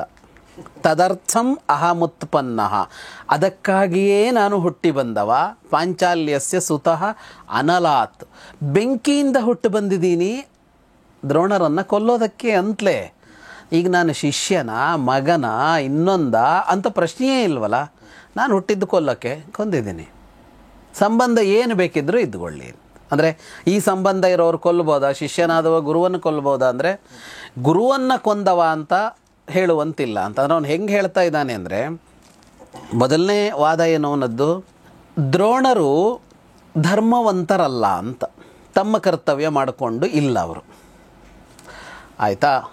ಎರಡನೆಯದ್ದು ಮೋಸದಿಂದ ಕೊಂದೆ ಅಂತ ಪ್ರಶ್ನೆ. ಎರಡನೆಯದ್ದು ಮೋಸದಿಂದ ಕೊಂದೆ ಅಂದರೆ ಅವ್ರು ಮಾಡಿದ್ದೇನನ್ನ, ಅವರು ಅದನ್ನೇ ಮಾಡಿದ್ರು, ನಾನು ಇದನ್ನೇ ಮಾಡಿದೆ ಅಂತ. ಅದು ಎಷ್ಟು ಎಲ್ಲವೂ ಮಹಾಭಾರತದಲ್ಲಿದೆ ಅಂತ ಒಂದು ಮಾತಿಗೆ ನೋಡಿ. ಇವತ್ತು ಹಾಗೆ ಬರುತ್ತೆ ನೋಡಿ, ಒಂದು ಪಕ್ಷ ಅಧಿಕಾರಕ್ಕೆ ಬಂದ ಕೂಡಲೇ ವಿರೋಧ ಪಕ್ಷ ಆಕ್ಷೇಪ ಮಾಡುತ್ತಲ್ಲ, ಆ ಕಡೆಯಿಂದ ಪ್ರಶ್ನೆ ಬರುತ್ತೆ, ಮತ್ತು ನೀವು ಮಾಡಿದ್ದೇನು, ನೀವು ಮಾಡಿಲ್ವಾ ಅಂತ ಕೇಳ್ತಾರೆ ಅಂತ. ನೀವು ಹಿಂಗೆ ಮಾಡಿಲ್ವಾ ಅಂತ. ಅಂದರೆ ನೀನು ಸರಿ ನಾನು ಸರಿ ಮಾಡಿದೆ ಅಂತಲ್ಲ ಮಾತು, ನೀನು ಮಾಡಿದೆಯಲ್ಲ ಅಂತ ಅಂತ. ನಮ್ಮ ಗುರುಗಳು ರಾಮಭದ್ರಾಚಾರ್ಯ ಹೇಳ್ತಾಯಿದ್ರು, ತ್ವಂ ಶುಂಠ ಅಂತ ಯಾರೋ ಬೈದ. ಶುಂಠ ಅಂದರೆ ಕನ್ನಡದಲ್ಲಿ ಅದೇ ತುಂಟ ಆಗಿದೆ, ತುಂಟ ಅಂತಲ್ಲ, ಅದು ಸ್ವಲ್ಪ ಜೋರಾಗೇ ಬೈದ, ನೀನು ಸರಿ ಇಲ್ಲದೆ ಇರೋನು ಅಂತ ಶುಂಠ ಅನ್ನೋದಕ್ಕೆ. ಅವನನ್ನಂತೆ ತ್ವಮಪಿ ಶುಂಠ ಅಂತ, ನೀನೂ ಅದೇ ಅಂತ. ಈ ನೀನೂ ಅದೇ ಅನ್ನುವಾಗ ನಾನೂ ಅದೇ ಅಂತ ಆಗೋಯ್ತಲ್ವ ಅಂತ. ಹಾಗೆ ದೃಷ್ಟದ್ಯುಮ್ನ ನೀನು ಮೋಸದಿಂದ ಕೊಂದೆ, ಶಸ್ತ್ರತ್ಯಾಗ ಮಾಡಿ ಧ್ಯಾನದಲ್ಲಿ ಮುಳುಗಿದ್ರು ಅವರು ಆವಾಗ ಈ ಯುದ್ಧದ ವಾತಾವರಣದಲ್ಲೇ ಇರಲಿಲ್ಲ, ನೀನು ಬಂದಿದ್ದೂ ಗೊತ್ತಾಗಿಲ್ಲ, ನೀನು ಕೂದಲು ಹಿಡ್ಕೊಂಡಿದ್ದೂ ಗೊತ್ತಾಗಿಲ್ಲ, ಅಂಥವರನ್ನು ಕೊಂದೆ ನೀನು ಅನ್ನೋ ತರಹದಲ್ಲಿ ನೀನು ಮೋಸದಿಂದ ಕೊಂದೆ ಅಂದರೆ ಅವರೇನು ಮಾಡಿದ್ದಾರೆ? ಅವರು ಅದನ್ನೇ ಮಾಡಿದ್ದಾರೆ, ನಾನು ಅದನ್ನೇ ಮಾಡಿದ್ದೇನೆ, ಮುಗೀತಲ್ಲಿಗೆ. ಎರಡನೇದು ಮುಗೀತು. ಮೂರನೇದ್ದೇನು? ಶಿಷ್ಯನಾಗಿ ಗುರುವನ್ನು ಕೊಲ್ಲಬಹುದಾ ಅಂತ ಪ್ರಶ್ನೆ. ಶಿಷ್ಯನಾಗಿ ಗುರುವನ್ನು ಕೊಂದಿಯಲ್ಲ ಅಂದರೆ ಹುಟ್ಟಿ ಬಂದಿದ್ದೆ ಅದಕ್ಕೆ, ಹುಟ್ಟಿ ಬಂದ ಮೇಲೆ ಶಿಷ್ಯನಾಗಿದ್ದು ಅಂತ.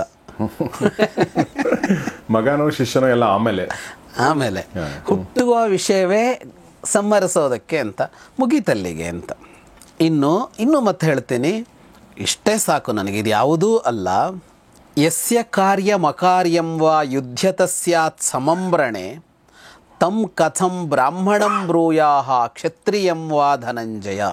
ಒಬ್ಬ ಯುದ್ಧ ಮಾಡ್ತಾ ಇರುವಾಗ ಅವನಿಗೆ ಯಾವುದನ್ನು ಮಾಡಬೇಕು ಯಾವುದನ್ನು ಮಾಡಬಾರದು ಅನ್ನುವ ಯೋಚನೆಯೇ ಇರೋದಿಲ್ಲ. ಮಾಡಬಹುದಾದದ್ದು ಮಾಡಬಾರದ್ದು ಎಲ್ಲವನ್ನೂ ಸಮಾನವಾಗಿ ಒಬ್ಬ ನೋಡ್ತಾನೆ ಅಂತ ಅಂದರೆ ಅವನನ್ನು ಬ್ರಾಹ್ಮಣ ಅಂತ ಕರೆಯೋಕ್ಕೂ ಆಗಲ್ಲ, ಕ್ಷತ್ರಿಯ ಅಂತ ಕರೆಯೋಕ್ಕೂ ಆಗಲ್ಲ ಅಂತ. ಅಂದರೆ ಅದರ ಅರ್ಥ ಅವನು ಮನುಷ್ಯ ಅಲ್ಲ ಅಂತ, ಅವನನ್ನು ಮನುಷ್ಯ ಅಂತಲೇ ಹೇಳೋಕ್ಕಾಗಲ್ಲ ಅಂತ. ಈಗ ಅವರು ಹುಟ್ಟದ ಬ್ರಾಹ್ಮಣರು, ಯುದ್ಧಕ್ಕೆ ಬಂದಿದ್ದಾರೆ ಕ್ಷತ್ರಿಯರು, ದ್ರೋಣರು, ಎರಡರಲ್ಲಿ ಯಾವುದನ್ನೋ ಕರಿಬೇಕಲ್ಲ, ಅವ್ರಿಗೆ ಏನೂ ಕರೆಯೋಕ್ಕಾಗಲ್ಲ, ಅವ್ರಿಗೆ ಮನುಷ್ಯನೇ ಅಲ್ಲ ಅಂತ. ಕನ್ನಡದಲ್ಲಿ ಒಂದು ಬೈಯೋದಿದೆಯಲ್ಲ, ಮನುಷ್ಯನೇ ಅಲ್ಲ ಅಂತ. ಆ ಥರ ಹೇಳ್ತಾನೆ ಅವನು. ಯಾಕೆ ಅಂದರೆ ಏನು ಮಾಡಬೇಕು ಏನು ಮಾಡಬಾರ್ದು ಅನ್ನೋ ಪರಿಜ್ಞಾನ ಇಲ್ಲದೆ ಕೆಲಸ ಮಾಡ್ತಾರೆ ಯುದ್ಧ ಭೂಮಿಯಲ್ಲಿ. ಯಾವುದದು ಅಂದರೆ ಯೋಹಿ ಅನಸ್ತ್ರವಿಧ ಹನ್ಯಾದ್ ಬ್ರಹ್ಮಾಸ್ತ್ರೈ ಕ್ರೋಧ ಮೂರ್ಛಿತ ಸರ್ವೋಪಾಯೈ ನಸಕಥಂ ವಧ್ಯ ಪುರುಷ ಸತ್ತಮ. ಒಬ್ಬ ಅಸ್ತ್ರ ಗೊತ್ತಿಲ್ಲದವರನ್ನೆಲ್ಲ ಸಿಟ್ಟು ಮಾಡ್ಕೊಂಡು ಬ್ರಹ್ಮಾಸ್ತ್ರ ಬಿಟ್ಟು ಕೊಲ್ತಾ ಇದ್ದಾನೆ ಅಂತ ಅಂದರೆ ಯಾವುದೇ ಪ್ರಯತ್ನದಿಂದಲಾದರೂ ಅವನನ್ನು ಕೊಲ್ಲಬೇಕು. ಯಾಕೆಂದರೆ ಅವನು ಬಹಳ ಅಪಾಯಕಾರಿ ಅಂತ. ಅಂದರೆ ಇದು ಹೆಂಗೆ ಅಂದರೆ ನಾವು ಇವತ್ತು ಹೇಳ್ತೀವಲ್ಲ, ಯಾರದೋ ಕೈಗೆ ಅಣುಬಾಂಬ್ ಸಿಕ್ಕಿಬಿಟ್ರೆ, ಈಗ ಅಣುಬಾಂಬ್ ಇದ್ದವ್ರು ಯಾರೂ ಅದನ್ನು ಸ್ಫೋಟ ಮಾಡೋಲ್ಲ. ಈಗ ಯಾರ ಹತ್ರ ಅಣುಬಾಂಬ್ ಇದೆಯೋ ಅವ್ರು ಅದನ್ನು ಬಹಳ ಎಚ್ಚರಿಕೆಯಿಂದ ಬಳಸಬೇಕು. ಅಂತಂದರೆ ಅಣುಬಾಂಬ್ ಯಾರು ಅದನ್ನು ಬಳಸ್ತಾರೋ ಅವರಿಗಷ್ಟು ಪ್ರಜ್ಞೆ ಇರಬೇಕು, ಪ್ರೌಢಿಮೆ ಇರಬೇಕು. ಅದಿಲ್ಲದೇ ಇರೋರ ಕೈಗೆ ಸಿಕ್ಕಿದರೆ ಅಂಥದ್ದು ಇದು ಅಂತ ಹೇಳ್ತಾನೆ. ಆಗ ಏನು ಮಾಡಬೇಕಾಗತ್ತೆ ಅಂದರೆ ಅವನನ್ನು ಕೊಲ್ಲೇಬೇಕು, ಹೆಂಗಾದರೂ ಕೊಲ್ಲು ಅಂತ. ಹಾಗೆ ಬಳಸುವವನೊಬ್ಬ ಇದ್ದರೆ ಮೊದಲು ಅವನನ್ನು ಕೊಲ್ಲೋದೇ ಮುಖ್ಯ ಅಂತ. ಇವತ್ತು ಅದೇ ಮಾತುಗಳಿವೆಯಲ್ಲ. ಎಕ್ಸಾಕ್ಟ್ಲಿ, ಇವತ್ತು ಅದೇ ಮಾತುಗಳಿವೆಯಲ್ಲ. ಈಗ ಇರಾನ್ ಹತ್ರ ಅಣುಬಾಂಬ್ ಇದೆ ಅಂತಾನೆ ಆ ಇರಾನ್ ಅಧ್ಯಕ್ಷನನ್ನ ಆಯತೊಲ್ಲಾ ಖಮೇನಿ ಮುಖಂಡ ಅವ್ನು ಸಾಯಿಸಬೇಕು ಅಂತ ಅಮೆರಿಕ ಹೇಳ್ತದೆ. ಅಮೆರಿಕ ಹೇಳ್ತಿರೋದು ಸರಿ ತಪ್ಪಲ್ಲ, ಪ್ರಶ್ನೆ ಬಟ್ ಅದೇ ವಿಷಯ ಅದೇ, ಚರ್ಚೆಯ ವಿಷಯ ಅದೇನೆ. ಆಮೇಲೆ ಅವರು ಬರೀ ಆಯತೊಲ್ಲಾ ಖಮೇನಿ ಅಂತಲೇ ಇಲ್ಲ, ಇರಾನ್ ಕೈಲೂ ಇರಬಾರದು, ಯಾಕೆಂದ್ರೆ ಇರಾನ್ ಅದನ್ನು ದುರ್ಬಳಕೆ ಮಾಡುತ್ತೆ ಅಂತ ಇವ್ರು ಹೇಳ್ತಾರೆ. ಅದೇ ನೀವು ಹೇಳ್ದಂಗೆ ಸರಿ ತಪ್ಪು ಚರ್ಚೆ ಬೇರೆ, ಮತ್ತು ನಿಮ್ಮ ಹತ್ರ ಇದ್ದಿದ್ದು ನೀವು ಸರಿ ಬಳಸ್ತೀರಾ ಅಂತ ಪ್ರಶ್ನೆ ಬರ್ಬೋದು. ಆದರೆ ಅವ್ರು ಹೇಳ್ತಾ ಇರೋದು ಅದನ್ನು, ಅವರು ಅದನ್ನು ಏನು ಇಟ್ಕೊಳ್ಳೋಕೆ ಯೋಗ್ಯರಲ್ಲ. ಯಾಕೆಂದ್ರೆ ಅವರಿಗೆ ಬ್ಯಾಲೆನ್ಸ್ ಇಲ್ಲ, ಅವ್ರು ಯಾರ ಮೇಲೆ ಸಿಟ್ಟು ಬಂದರೆ ಎತ್ತು ಹಾಕ್ಬಿಡ್ತಾರೆ ಅಂತ ಅವರ ಅಭಿಪ್ರಾಯ ಇರೋದು. ಆಗೇನು ಮಾಡಬೇಕು ಅಂದರೆ ಅದೇನೆ, ಈಗ ಅಮೇರಿಕ ಇಸ್ರೇಲ್ ಏನು ಮಾತಾಡ್ತಾ ಇದೆಯೋ ಅದನ್ನೇ ದೃಷ್ಟದ್ಯುಮ್ನ ಹೇಳ್ತಾ ಇದ್ದಾನೆ. ಹಾಗಿದ್ರೆ ಅವನನ್ನು ಮೊದಲು ಕೊಂದು ತೆಗಿಬೇಕು ಅಂತ. ಯಾರು ಧರ್ಮವನ್ನು ಮೀರಿ ನಡೀತಾನೋ, ಧರ್ಮ ಅಂದರೆ ನ್ಯಾಯ, ಇಲ್ಲೆಲ್ಲಿ ಧರ್ಮ ಅಂತ ಬರುತ್ತೋ ನಾವು ಮತ್ತೆ ಅದನ್ನು ಇವತ್ತು ಯಾವುದರ ರಿಲಿಜನ್ ಅಂತ ಹೇಳ್ತಾ ಇದೆಯೋ ಅದಲ್ಲ ಅಂತ ನೆನ್ಪಿಟ್ಕೋಬೇಕು ಕೇಳುವವರು. ಧರ್ಮ ಅಂದರೆ ನ್ಯಾಯ, ಸಜ್ಜನಿಕೆ ಎಲ್ಲವೂ ಬಂತಲ್ಲ, ಕರ್ತವ್ಯ. ಯಾರು ಧರ್ಮವನ್ನು ಬಿಟ್ಟು ನಡೀತಾನೋ ಅವನನ್ನು ವಿಷಕ್ಕೆ ಸಮಾನನಾದವನು ಅಂತ ಧರ್ಮ ಗೊತ್ತಿದ್ದವರು ಹೇಳ್ತಾರೆ ಅಂತ. ವಿಧರ್ಮಿಣಂ ಧರ್ಮವಿದ್ಭಿ ಪ್ರೋಕ್ತಂ ತೇಷಾಂ ವಿಷೋಪಮಂ. ಅವನು ವಿಷ ಅಂತ ಅರ್ಥ. ಅಧರ್ಮಿ ಒಬ್ಬ ಇದ್ದಾನೆ ಅಂದರೆ ಅವನೇ ವಿಷ, ಮತ್ತೇನೂ ಇಲ್ಲ ಅಂತ. ಅದರ ಅರ್ಥ ಏನಂದರೆ ನೀವು ಕುಡಿದ್ರೂ ಸಾಯ್ತೀರಿ ಅಂತ. ಅಂದರೆ ಅವನನ್ನು ಕುಡಿದ್ರೂ ಸಾಯ್ತೀರಿ ಅಂದ್ರೇನು, ಅವನನ್ನು ಬಳಸಿದರೆ ಸಾಯ್ತೀರಿ ಅಂತ, ಅವನ ಪಕ್ಕದಲ್ಲಿದ್ದರೆ ಸಾಯ್ತೀರಿ ನೀವು, ಅವನನ್ನು ಉಳಿಸ್ಬೇಡಿ ಅಂತ. ಹಾಗಾಗಿ ನಿನಗೆ ಈ ಧರ್ಮ ಗೊತ್ತಿದೆಯಲ್ವಾ, ಜಾನನ್ ಧರ್ಮಾರ್ಥ ತತ್ವಜ್ಞ ಅಂತ. ಧರ್ಮದ ನಿಯಮ ಮಾತ್ರ ಅಲ್ಲ, ಅದರ ತತ್ವ ಗೊತ್ತಿದೆ ಅಲ್ವಾ ನಿನಗೆ ಅಂತ ಕೇಳ್ತಾನೆ ಅವನು. ಅದು ಚೆನ್ನಾಗಿದೆ, ಧರ್ಮ ತತ್ವ ಗೊತ್ತಿದೆ ಅಂತ. ಧರ್ಮತತ್ವ ಅಂದರೆ ಏನು ಅಂತ ಅಂದರೆ, ಈಗ ಕಾನೂನು ಮತ್ತು ನ್ಯಾಯ ಅಂತ ಎರಡಿರುತ್ತೆ. ಒಂದು ನ್ಯಾಯ ಇದೆ, ಆ ನ್ಯಾಯ ಪರಿಪಾಲನೆಗಾಗಿ ಒಂದು ಕಾನೂನು ಬಂದಿರುತ್ತೆ. ಹೀಗೆ ಮಾಡಬೇಕು, ಹೀಗೆ ಮಾಡಬಾರದು ಅಂತ ಬಂದಿರೋದು ಯಾಕೆ ಅಂದರೆ ಅದ್ರ ಹಿಂದೆ ಒಂದು ನ್ಯಾಯ ಅನ್ಯಾಯದ ಪರಿಕಲ್ಪನೆ ಇದೆ. ನ್ಯಾಯ ಕಾಪಾಡೋದಕ್ಕಾಗಿ ಹೀಗೆ ಮಾಡಬಾರದು ಅಂತ ಒಂದು ನಿಯಮ ಬರುತ್ತೆ. ಈ ನಿಯಮವನ್ನು ನಾವು ಕಾನೂನು ಅಂತ ಕರೆಯೋಣ. ಇದರ ಹಿಂದಿದೆಯಲ್ಲ ಒಂದು ನ್ಯಾಯ, ಅದು ಇಲ್ಲೇನು ಹೇಳ್ತಾನೆ, ಈ ನಿಯಮವನ್ನೆಲ್ಲ ಧರ್ಮ ಅಂತ ಕರೆದಿದ್ದೀವಿ ನಾವು. ಧರ್ಮ ತತ್ವ ಅಂದರೆ ಯಾವುದು ಅಂದರೆ ಇದರ ಹಿಂದಿರೋದು, ಈ ನಿಯಮದ ಹಿಂದೇನೋ ಒಂದಿದೆಯಲ್ಲ ಅದು ಅಂತ. ನಿನಗೆ ಬರೀ ಧರ್ಮ ಗೊತ್ತಿರೋದಲ್ಲ, ನಿನಗೆ ಧರ್ಮ ತತ್ವ ಗೊತ್ತಿದೆ ಅಂತ. ಇವತ್ತು ಕೂಡ ಈಗ ಒಂದು ಕಾನೂನು ನಮಗೂ ಗೊತ್ತಿರುತ್ತೆ ಸಾಮಾನ್ಯರಿಗೂ, ಆದರೆ ಒಬ್ಬ ನ್ಯಾಯವಾದಿಯೋ ಒಬ್ಬ ನ್ಯಾಯಾಧೀಶನೋ ಅದನ್ನ ಮೇಲೆ ಚರ್ಚೆ ಮಾಡುವಾಗ ಈ ಅಂಶಗಳನ್ನು ಚರ್ಚಿಸ್ತಾರೆ. ನ್ಯಾಯ ಪರಿಪಾಲನೆ ಏನಾಯಿತು ಅಲ್ಲಿ ಅಂತ ಚರ್ಚಿಸ್ತಾರೆ. ಹಾಗೆ ಧರ್ಮಾರ್ಥ ತತ್ವಜ್ಞ ಆಗಿ ನೀನು ಹೀಗೆ ಮಾತಾಡೋದು ಎಷ್ಟು ಸರಿ ಅಂತ ಅರ್ಜುನನ್ನ ಕೇಳ್ತಾನೆ. ಸೊ ಸರ್ ಹೇಳಿದಾಗೆ ಆಯಾ ವ್ಯಕ್ತಿಗಳು ಮಾತಾಡುವಾಗ ಅದನ್ನು ತುಂಬ ಅವರು, ನಾನು ಅಬ್ಸರ್ವ್ ಮಾಡಿದ್ದೇನೆ ಅಂದರೆ ಅವರು ತುಂಬ ನಿಧಾನವಾಗಿ ಮಾತಾಡ್ತಾರೆ. ನಿಧಾನ ಅಂದರೆ ಆ ಥರ ನಿಧಾನ ಅಲ್ಲ, ಎಲ್ಲವನ್ನೂ ಸಮಗ್ರವಾಗಿ ಹೇಳ್ತಾ ಅದಕ್ಕೇನು ಕಥೆ, ಉಪಕಥೆ, ಉದಾಹರಣೆಗಳನ್ನ ಕೊಡ್ತಾ ಅವ್ರು ಮಾತಾಡ್ತಾರೆ. ಲಾಜಿಕ್ ಕೊಡ್ತಾ ಮಾತಾಡ್ತಾರೆ. ಅಂದರೆ ಇನ್ನೊಬ್ಬ ವ್ಯಕ್ತಿ ನಾನೇನೋ ಹೇಳಿದರೆ ನಾನು ಇದನ್ನು ಹೇಳ್ತಿರ್ಬೇಕಾದ್ರೆ ಈ ಪ್ರಶ್ನೆ ಅವ್ನು ಕೇಳ್ತಾನೆ ಅಂತ ಮುಂಚೆನೇ ನಾನು ಅರ್ಥ ಮಾಡಿಕೊಂಡು ಅದಕ್ಕೂ ಒಂದು ನಿರೀಕ್ಷಣಾ ಜಾಮೀನು ತಗೊಂಡು ಮಾತಾಡೋದಿದೆಯಲ್ಲ, ಆ ಥರ ಇವ್ರು ಮಾತಾಡ್ತಾರೆ. ನಾನು ಅಬ್ಸರ್ವ್ ಮಾಡಿದೆ. ಹೌದು. ಆಮೇಲೆ ನಾವು ಸಾಧಾರಣವಾಗಿ ನಾವೇನ್ ಮಾಡ್ತೀವಿ, ಸಿಟ್ಟು ಬಂದಾಗ ನಮ್ಗೆ ಇದೆಲ್ಲ ಬಿದ್ದೋಗಿರುತ್ತೆ, ಕೂಗಾಡ್ಬಿಡ್ತೀವಿ. ಅವ್ರು ಸಿಟ್ಟು ಬಂದಾಗಲೂ ಲಾಜಿಕ್ ಆಗಿ ಮಾತಾಡ್ತಾರೆ, ಸುದೀರ್ಘವಾಗಿ ಮಾತಾಡ್ತಾರೆ, ಟೈಮ್ ತಗೊಂಡು ಮಾತಾಡ್ತಾರೆ. ಸೊ ಅದನ್ನ ನಾವು ನೋಡಿದೀವಿ. ಮತ್ತು ಸರ್ ಹೇಳಿದಾಗೆ ಪ್ರತಿಯೊಬ್ರು ಮಾತಾಡ್ಬೇಕಾದ್ರೂ ಅವ್ರವ್ರ ಪಾಯಿಂಟ್ ಆಫ್ ವ್ಯೂ ನೋಡಿದ್ರೆ ಸರಿ ಅಂತಾನೆ ಅನ್ಸುತ್ತೆ. ಒಬ್ರು ಮಾತಾಡುವಾಗ ಅವ್ರು ಪೂರ್ಣ ಮಾತಾಡೋ ತನಕ ಮೂಳಿದವ್ರು ಕೂತ್ಕೊಂಡು ಕೇಳ್ತಾರೆ. ಅಲ್ಲಿ ನಾವು ನಮ್ಗಳು ಹೆಂಗೆ ಅಂದ್ರೆ ನಾವು ಬಾಯಿ ಹಾಕ್ಬಿಡ್ತೀವಿ ಅಂತ, ಹಂಗಲ್ಲ ಅಂತ ಅವ್ನು ಶುರು ಮಾಡ್ತಿದ್ದಾಗಲೇ ನಾನು ಅದನ್ನೆಲ್ಲ ಹೇಳ್ತಾ ಇರೋದು ಅಂತ ಅವ್ನು ಬಡ್ಕೋತಾ ಇದ್ರು ನಾವು ಕೇಳಲ್ಲ, ನಾವೇನೋ ಅರ್ಥ ಮಾಡ್ಕೊಂಡಿರ್ತೀವಲ್ಲ. ಅವ್ರು ಹಂಗಲ್ಲ, ಅವ್ನು ಹೇಳೋದಷ್ಟನ್ನು ಕೇಳಿ ಆಮೇಲೆ ಉತ್ತರ ಕೊಡ್ತಾರೆ. ಅದರಿಂದ ನಾವೆಷ್ಟು ಪಾಠ ಕಲ್ಕೊಳ್ಳೋದಿದೆಯಲ್ವಾ. ಹೌದು. ವಿಶೇಷವಾಗಿ ನಮ್ಮ ಸಂವಾದಗಳು ನಡೀತಾವಲ್ಲ ಟಿವಿನಲ್ಲಿ, ಬಹಳ ಕಷ್ಟ ಅವು. ಗಲಾಟೆ ಇರುತ್ತಲ್ಲ, ನೀವು ಸುಮಾರು ನಾವು ತುಂಬಾ ಹ್ಯಾಂಡಲ್ ಮಾಡಿದೀವಿ. ಕೆಲವೊಂದ್ಸಲ ಗಲಾಟೆನ ನಾವು ಎನ್ಕರೇಜ್ ಮಾಡ್ಕೊಂಡು ಇರ್ತಿದ್ವಿ. ಸೊ ಆಗಲಿ ಗಲಾಟೆ ಆಗಲಿ ಅನ್ಕೊಂಡಿರ್ತಿದ್ವಿ. ಎಲ್ಲ ಆ್ಯಂಕರ್ಗಳು ಅದನ್ನು ಮಾಡ್ತಿರ್ತಾರೆ, ಇರಲಿ. ಸೊ ಹಾಗೆ ನಾವು ಮಹಾಭಾರತದಿಂದ ಇವತ್ತು ಕೂಡ ಅರ್ಥ ಮಾಡ್ಕೊಳ್ಬೇಕಾದ್ರೆ ಎಷ್ಟೋ ವಿಚಾರಗಳನ್ನ ನಾವು ಇಲ್ಲಿ ಅಬ್ಸರ್ವ್ ಮಾಡಿದ್ವಿ. ಈಗ ಆದರೆ ಇನ್ನೂ ಮಧ್ಯದಲ್ಲಿದ್ದೀವಿ. ಈಗ ಮುಂದೆ ಏನಾಗುತ್ತೆ ಅನ್ನೋದನ್ನು ನಾವು ಮುಂದಿನ ಭಾಗದಲ್ಲಿ ನೋಡೋಣ ಅಂತ ಹೇಳ್ತಾ ಇವತ್ತಿನ ಎಪಿಸೋಡ್ ಮುಗಿಸ್ತಾ ಇದ್ದೀನಿ. ಮುಗಿಸೋಕ್ಕಿಂತ ಮುಂಚೆ ವಿದ್ವಾನ್ ಜಗದೀಶ್ ಶರ್ಮಾ ಸಂಪತ್ ಸರ್ಗೆ ನಿಮ್ಮೆಲ್ಲರ ಪರವಾಗಿ ಧನ್ಯವಾದಗಳು sir. Thank you very much. So ಹಾಗಾದರೆ ಇದು ಮತ್ತೊಂದು ಸಂಚಿಕೆ. 15 ದಿನದಿಂದ ಯುದ್ಧದಲ್ಲಿ ಒಂದು ಕಿರು ವಿರಾಮ ಏನು ಸಿಕ್ಕಿದೆ because of death of Drona. ಈಗ ಮುಂದೆ ಏನಾಗುತ್ತೆ ಅನ್ನೋದನ್ನ ಮುಂದಿನ ಭಾಗದಲ್ಲಿ ನೋಡೋಣ. ನಿಮ್ಮ ಅನಿಸಿಕೆ, ಅಭಿಪ್ರಾಯಗಳಿಗೆ, ಪ್ರಶ್ನೆಗಳಿಗೆ ಸ್ವಾಗತ.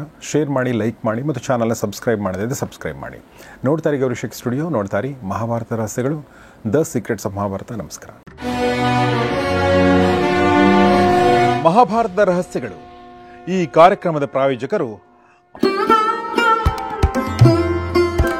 ಆಶಿಕಾ ಅಗರಬತ್ತಿಗಳು, ಅತ್ಯುತ್ತಮ ಗುಣಮಟ್ಟದ ಸಂಕೇತ.